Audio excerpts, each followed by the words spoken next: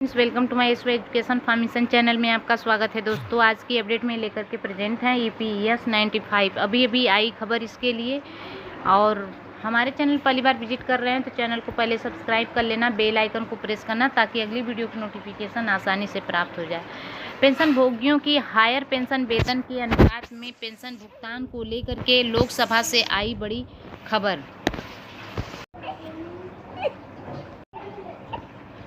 EPS 95 pension भोगियों की higher pension को लेकर के सुप्रीम कोर्ट के द्वारा जो है दिया गया सुझाव आदेश के बावजूद भी इसको लागू नहीं किया जा रहा है। वेतन के अनुपात में पेंशन भुगतान लागू करने में देरी का कारण क्या है, तो कब तक पेंशन भोगियों को हायर पेंशन मिल पाएगी।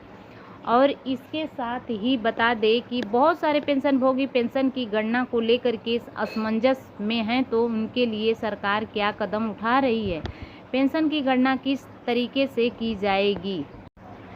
ऐसे बहुत सारे प्रश्नों के उत्तर आपको इस लेख द्वारा मिलने वाले हैं, क्योंकि आज लोकसभा में श्रम और रोजगार मंत्री से इन सब बातों को लेकर के प्रश्न पूछा गया, जिसका उत्तर सरकार की तरफ से दिया गया। तो चलिए जान लेते हैं कि सरकार की जो है क्या प्रश्न पूछा गया और उसका क्या उत्तर मिला।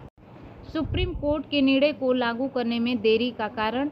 लोकसभा में सांसद श्री के राधाकृष्णन ने श्रम और रोजगार मंत्री से पूछा कि क्या सरकार वह बताने की कृपा करेगी कि क्या सरकार ने 4 नवंबर 2022 को कर्मचारी भविष्य निधि पेंशन मामले में सुप्रीम कोर्ट के निर्णय को लागू करने के लिए कोई कदम उठाए हैं। यदि हाँ, तो इसके लिए राज्य मंत्री श्री शोभा करांदलाजे ने कहा कि माननीय सुप्रीम कोर्ट के दिनांक 4/11/2022 के निर्णय के निर्देशों के अनुसार जो है दोस्तों EPFO द्वारा पात्र पेंशन भोगियों से आवेदन आमंत्रित करने के निर्देश जारी किए गए थे।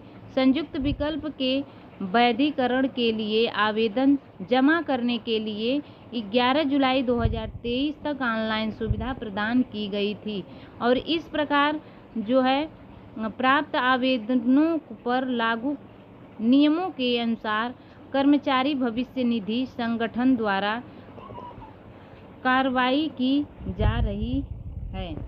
वेतन के अनुपात में पेंशन का भुगतान। इसके बाद सांसद श्री के राधाकृष्णन ने पूछा कि क्या सरकार ने सुप्रीम कोर्ट के आदेशानुसार अंशदाताओं को वेतन के अनुपात में कर्मचारी भविष्य निधि पेंशन के भुगतान के लिए अपेक्षित राशि की गणना की है। यदि हाँ, तो तत्व संबंधी ब्यौरा क्या है।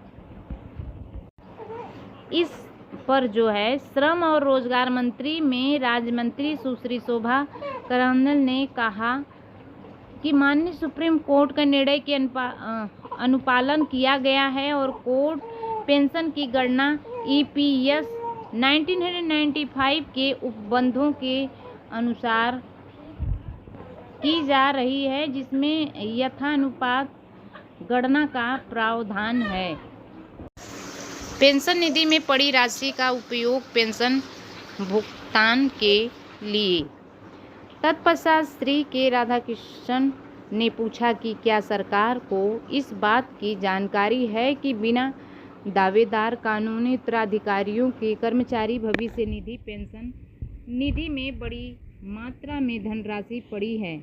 यदि हाँ, तो क्या सरकार वेतन के समानुपात में पेंशन के भुगतान हेतु इस राशि का उपयोग करने पर विचार करेगी। इस पर प्रश्न और श्रम और रोजगार राज्य मंत्री सुश्री शोभा करांदलाजे ने कहा कि कर्मचारी पेंशन योजना 1995 EPS 1995 के तहत पेंशन फंड एक फंड है। वह पेंशन निधि में व्यक्तिगत खातों का जो है दावा नहीं किया जा सकता है और EPS 1995 के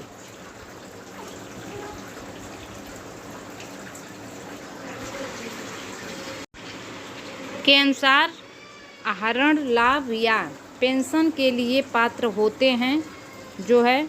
उन्होंने कहा कि वर्तमान में उपलब्ध बीमांकिंग मूल्यांकन के अनुसार पेंशन निधि घाटे में है। तो दोस्तों इस तरह लास्ट तक बने रहने के लिए thanks for watching, God bless you.